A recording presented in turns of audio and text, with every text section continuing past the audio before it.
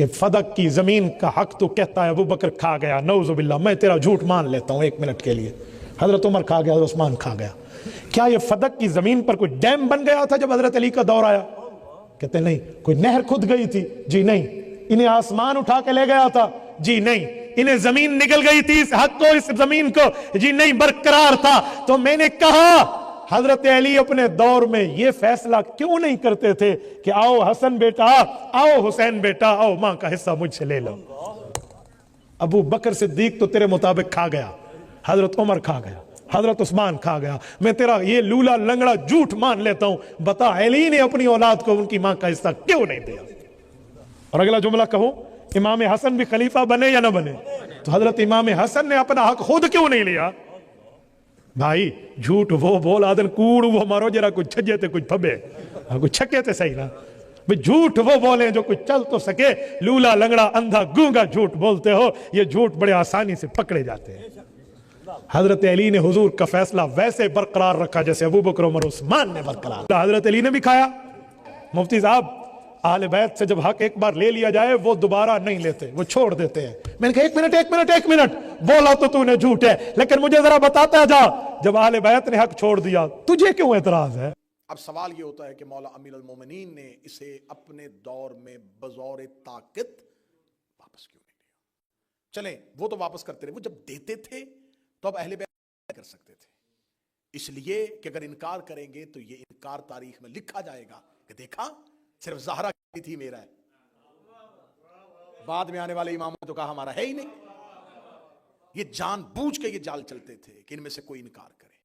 لیکن سوال آج بھی سوشل میڈیا پہ ایک ہی کھڑا ہے کہ جب مولا علی بطور خلیفہ تھے 4تھے نمبر پہ تو انہیں سب سے پہلے فتح واپس لینا چاہیے تھا۔ احمقانہ سوال ہے، عاقلانہ دلیل دینے لگا ہوں۔ پہلے جملے سے یہ بات کہہ رہا ہوں کہ فتح ملکی ہے، فتح جناب زہرا کی ملکیت ہے۔ جناب زہرا نے دربار میں کھڑے ہو کے اپنی ملکیت کا سوال کیا، انہوں نے ان کی ملکیت واپس نہیں کی۔ بی بی نے دربار سے پلٹتے ہوئے کہا اب تیرا اور میرا فیصلہ اس کی عدالت میں ہوگا۔ اب یا تو وہ مالکن اپنی زندگی میں مولا علی کو وصیت کر کے جا یا علی میرے بعد فتح واپس لینا۔ تو اب جب مولا علی بطور خلیفہ آتے تو اب علی پہ تھا کہ علی کے اوپر ایک وصیت ہے بطور قرض، وہ کہہ کے گئی اب آپ کو طاقت ملے، اقتدار ملے، اختیار ملے، لے لینا۔ بی بی نے تو نہیں کہا، بی بی نے کہا یہ معاملہ اب اللہ کی عدالت میں۔ تو جو فائل سپریم کورٹ میں چلی گئی ہو، لوئر کورٹ اس مقدمے کو نہیں لا سکتی، وہ سپریم کورٹ کو نہیں کہہ سکتے جی آپ نہ سنیے گا ہم سننے لگے۔ فیصلہ چلا گیا تھا اللہ کی عدالت۔ ایک دلیل۔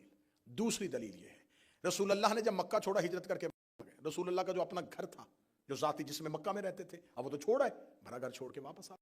جب رسول اللہ فتح مکہ پہ پہنچے تو رسول اللہ نے چاہا کہ میں اپنے آبائی گھر کو دیکھوں، وہ جو ہمارا پرانا گھر تھا، میرا وہ جو باپ دادا کا گھر تھا وہ کہاں ہے؟ انہوں نے کہا یا رسول اللہ جب آپ مکہ نا تو ابو لہب نے اس پہ قبضہ کر لیا تھا، تو اب ابو لہب نے کسی کو آگے بیچ دیا ہے تو وہ اسی کے پاس ہے۔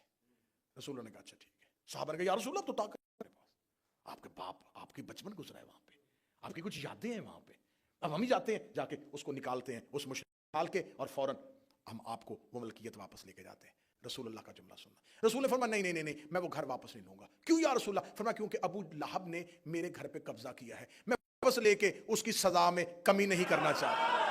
کہاں چلے گئے ہیں یار؟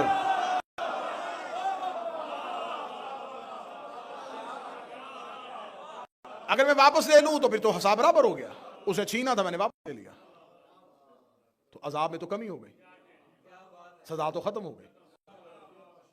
میں یہ سزا نہیں ختم کرنے دوں۔ علی واپس لے لیتے تو آج سزا تو ختم ہو جاتی، سزا باقی ہے، باقی رہے گی۔ سارے شیعہ بھی مر جائیں ایک بچہ زندہ رہے وہ پھر بھی زہرا کے قاتل کی عزت نہیں کرے گا۔ تمہیں بہت بڑی غلط فہمی ہے، تمہیں بہت بڑی غلط فہمی ہے۔ جب حاکم نے کہہ دیا تھا کہ نبیوں کا ورثہ نہیں ہوتا، نبیوں کی میراث نہیں ہوتی، تو پھر رسول اللہ کے جانے کے بعد اب یہ سوال ہے کہ یہ فدق کہاں گیا؟ رسول اللہ کے جانے کے بعد اس پہ قبضہ کیا گیا. پہلی خلافت ان کے پاس, دوسری خلافت میں ان کے پاس. جب تیسرا خلیفہ آیا وہ بنی امیہ میں سے تھا. اس نے پورے کی پوری جاگیر اپنے داماد مروان بن حکم جو رسول کا دھتا ہوا تھا اس کے حوالے کر دی. تو جب نبیوں کی میراث نہیں ہوتی, جو چیز نبی کی بیٹی کو نہیں ملی وہ خلیفہ نے بطور خلیفہ اپنے داماد کو کیسے دی؟ پھر اس کے بعد یہ مروان بن حکم کے پاس رہا. مروان بن حکم کے بعد جب معاویہ بن ابو سفیان آیا, اس نے اسی جگیر فدق کو 3 حصوں میں تقسیم کیا. یہ بات بڑے غور سے سنیے گا, آخری بات کر رہا ہوں. 3 حصوں میں تقسیم کیا. 1/3 مروان کے پاس رہنے دیا, 1/3 اپنے بیٹے یزید کے نام کر دیا, اور 1/3 سعید بن عثمان بن عفان کے نام کیا. اب اس کا مطلب ہے کہ وہ جو زہرا سینی تھی اب یہاں پہ آ کے 3 حصوں میں تقسیم ہو گئی, مختلف حصوں میں بانٹ دی گئی. اس کے بعد یزید کے بعد جب پھر دوبارہ مروان کی حکومت آئی, اس نے دوبارہ تخت سنبھالا, اس نے بے دخل کر کے پھر پوری کی پوری جاگیر اپنے پاس لی. پھر اس کے بعد فدق جو ہے یہ عبد العزیز اس کے بیٹے ملکیت رہا. پھر عمر بن عبد العزیز آیا, اس نے اپنے عرصے میں آتے ہی سب سے پہلے 2 کام کیے. ایک ممبروں پہ علی پہ سب و شتم بند کروایا, ایک فدق بنی فاطمہ کو واپس کیا. اس کے بعد پھر بنی امیہ نے پھر دوبارہ چھین لیا. پھر اس کے بعد جب تک بنی امیہ رہے یہ فدق بنی امیہ کے پاس رہا. یہ عباس کا جو پہلا بادشاہ ہے ابو العباس الصفا, اس نے بنی امیہ کے بغض کی وجہ سے, اہل بیت سے محبت کی وجہ سے نہیں, بنی امیہ کی دشمنی اور لوگوں کو اپنے قریب کرنے کی وجہ سے پھر تھوڑے عرصے کے لیے یہ اولاد فاطمہ کے حوالے کیا. پھر یہ اولاد فاطمہ کے پاس جاتا ہے. پھر منصور دیوانگی کا دور آیا, اس نے پھر چھین لیا. پھر مہدی عباسی کا دور آیا, اس نے واپس کر دیا. پھر ہادی عباسی نے دوبارہ چھین لیا. پھر ہارون الرشید تک پہنچ گیا. جب ہارون رشید تک پہنچا تو اس نے امام موسیٰ کاظم کو ایک خط لکھا. اس نے خط لکھا کہ میں چاہتا ہوں کہ میں یہ جگیر فدق تمہارے نام کر دوں. تو مجھے بتا سکتا ہے اس کا حدود کتنی ہے؟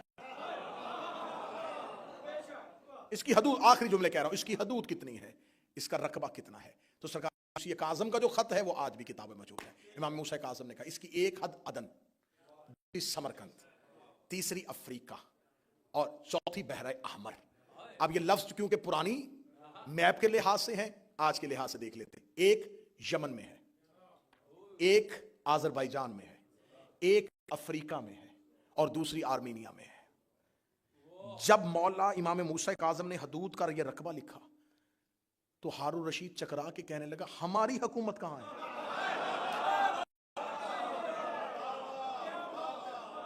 میں محنت آپ تک پہنچا رہا ہوں, میں نے وقت ضائع نہیں کیا, میں نے لمحہ ضائع نہیں کیا, میں نے مجمع سے ہاتھ نہیں اٹھوائے, میں نے نعرے کی زحمت نہیں دی, میں نے مجمع آگے پیچھے نہیں کیا. صرف میں جیسے نمازی نماز پڑھتا ہے ویسے یہ حقائق آپ تک پہنچا رہا ہوں.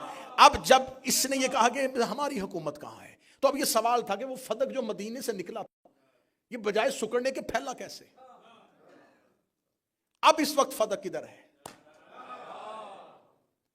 ایک شخص نے مجھے کہا کہ مجھے کاروبار کرنے کے لیے کچھ بھی نہیں ہے میرے پاس, مجھے 10,000 دے دے. میں نے اسے 10,000 دیا. اس نے 10,000 سے کاروبار شروع کیا, کرتا کرتا کرتا وہ 10 ارب تک پہنچ گیا. اس کے پاس آیا تو اس نے کہا یہ 10 ارب نہیں ہے, یہ اصل میں وہی 10,000 ہے جو پھیلتا پھیلتا 10 ارب تک پہنچ گیا تھا. جب فتوحات اسلامیہ ہوتی گئی تو خلیفہ نے کہا تھا کہ ہم نے اس کو قبضہ اس لیے کیا ہے تاکہ ہم اس سے جنگی استعمال کے لیے ہتھیار لیں گے, آلات استعمال کریں گے. تو یہ جہاں جہاں اسلام پھیلتا گیا, کیونکہ جس جگیر سے مال لے کے جا رہے تھے وہ تو زہرا کی جگیر تھی, یہ پھیلتا پھیلتا پھیل گیا. آج دنیا میں 53 اسلامی ملک 88 ہیں, سارے ہی زہرا کی جگیر ہے.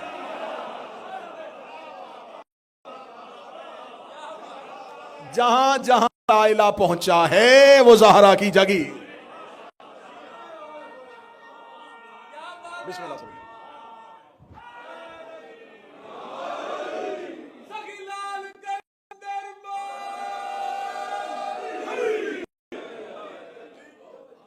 جہاں جہاں فتوحات گئیں, جہاں جہاں لشکر پہنچے, جو کچھ ہوا اس کا آغاز فدق کے مال سے کیا گیا. تو اس کا مطلب ہے اگر کسی فوجی کو تنخواہ ملی تھی تو فدق سے, کسی کے ہاتھ میں تلوار تھی تو فدق کی, کسی کے پاس گھوڑا تھا تو فدق کا, کسی کے پاس نیزہ تھا تو فدق کا. اب جہاں جہاں وہ تلوار چلی फदक के माल की वजह से। फदक ना होता तलवार ना होती। जनाब ज़हरा ने कहा मेरी जागीर पे कब्जा क्यों किया? मेरी जागीर पे, रसूल की नहीं।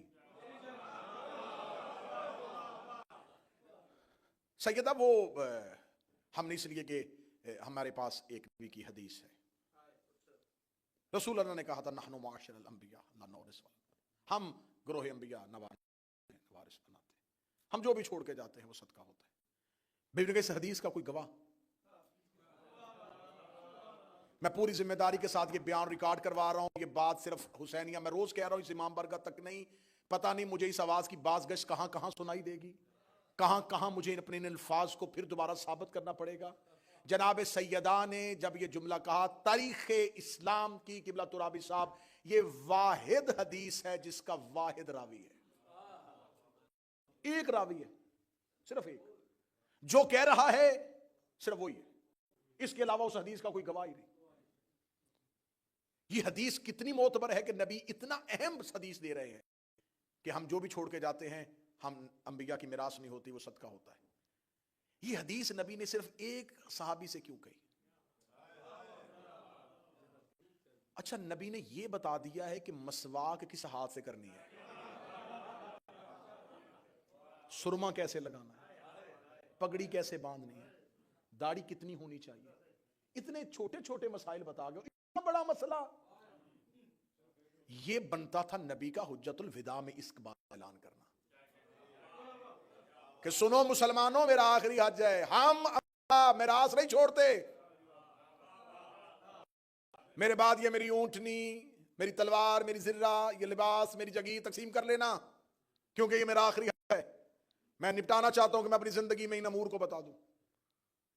जो इस मजमे में कहनी चाहिए थी वो एक बंदे को कही, और जो एक बंदे को कही उस हदीस पे पूरा मजहब बन गया।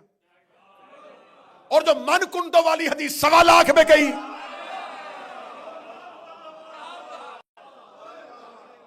एक बंदे वाली हदीस मान ली। अब बताओ अहले हदीस कौन है?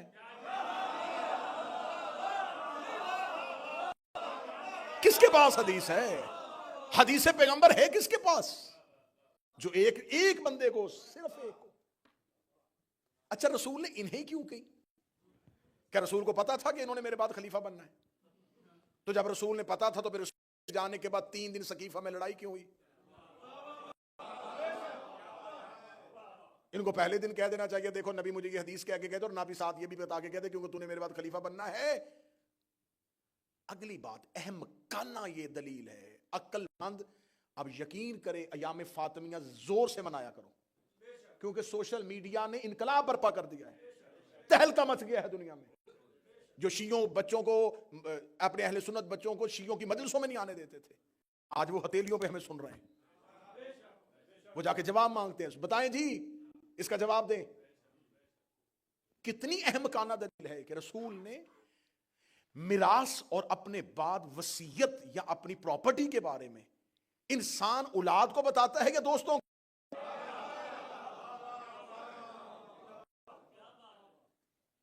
ये कभी हुआ है कि बंदा घर में किसी भी कुछ ना बताए और बाहर जाके दोस्तों को होटल में बुला के कहे मैं तुम्हें बताना चाहता था कि मेरे बाद मेरी प्रॉपर्टी का ये काम करना तुमने?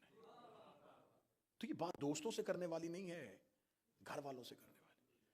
और घर वाले सामने सारे खड़े, ना मौला अली कह रहे हैं कि मेरे पास ये हदीस है, अदा कह रही है मेरे पास ये हदीस है, ना हसन हुसैन कह रहे हैं मेरे पास ये है। वो सामने खड़े कह रहे हैं ये नबी ने नहीं कहा, और वो कह रहे हैं कि कहा है। अब मेरा अहले सुन्नत भाई, मैं बार बार कह रहा हूं, किसी चंद शख्सियतों को बचाने के लिए तुमने अपनी आखिरत भी कुर्बान कर दी है, तुमने जन्नत भी दाव पे लगा दी है, तुमने अपने अमाल भी खत्म करवा दिए हैं।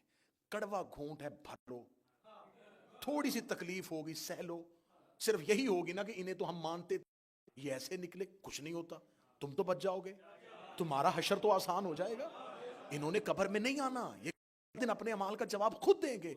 मुझे सिर्फ इतना बताओ कि इधर नबी के 4 खानदान और नबी के फैमिली के मेंबर्स खड़े कह रहे हैं कि नबी ने ये नहीं कहा, एक बंदा खड़ा कह रहा है कि कहा है। अब बताओ कुरान से कहा है या इन्हें कहा?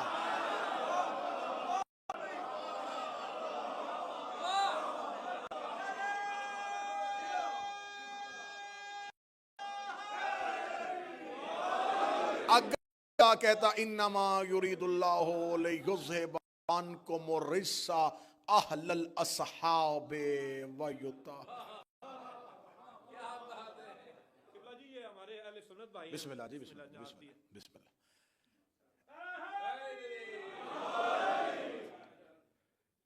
یہ ان کی نیاز نہیں ہے، یہ ان کا کانفیڈنس نوٹ ہے کہ بات پہنچ رہی ہے، بات جا رہی ہے، کوئی لڑائی نہیں، کوئی جھگڑا نہیں. عقل یہ تقاضا کرتی ہے کہ ادھر ایک شخص کہہ رہا ہے کہ یہ حدیث ہے، چار کہہ رہے نہیں ہیں. یہ جو ایک ہے اسے آپ نے ٹائٹل دیا ہے رضی اللہ، ان چار کو آپ نے کہا علیہ السلام. نماز میں درود اس میں پڑھتے